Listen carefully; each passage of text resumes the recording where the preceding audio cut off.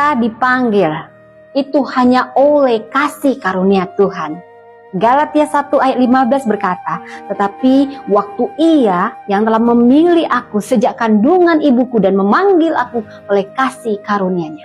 Saudara, bila kita membaca kitab suci Alkitab, kita akan melihat justru Tuhan biasanya memanggil orang yang sedang sibuk.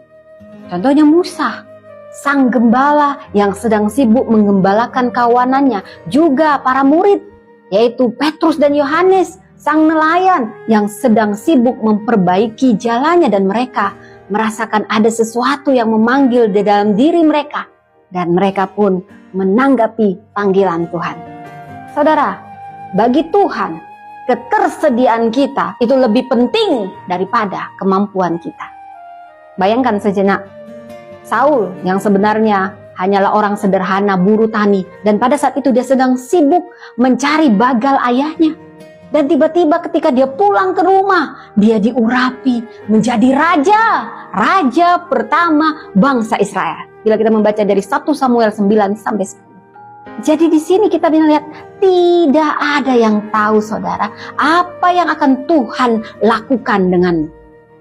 Jadi setialah dan peliharalah impian yang Tuhan taruh di dalam hati kita.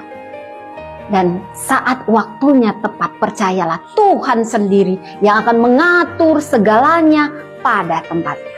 Bila kita membaca dari kitab Mazmur 37 ayat 4 berkata, dan bergembiralah karena Tuhan, maka Ia akan memberikan kepadamu apa yang diinginkan hatimu. Jadi sabarlah saudara, jangan gak sabaran. Jika memang Tuhan yang memasukkan keinginan itu ke dalam hatimu, percayalah Tuhan juga yang akan menyediakan semua yang dibutuhkan untuk mewujudkannya. Seperti perkataan Kristus, bila kita membaca dari Yohanes 6 ayat 63, rohlah yang memberi hidup, daging sama sekali tidak berguna. Perkataan-perkataan yang kukatakan kepadamu adalah roh dan hidup. Jadi saudara, siramilah visi yang Tuhan beri dengan firman Tuhan. Luangkan waktu keintiman dalam doa, dalam pujian, dalam penyembahan dengan Tuhan yang menjadi sumber kekuatan kita. Jangan pernah sia-siakan satu hari lagi bergumul dengan panggilan Tuhan dalam hidup kita. Percayalah saudara, kita dipanggil bukan karena rekam jejak kita yang hebat, no.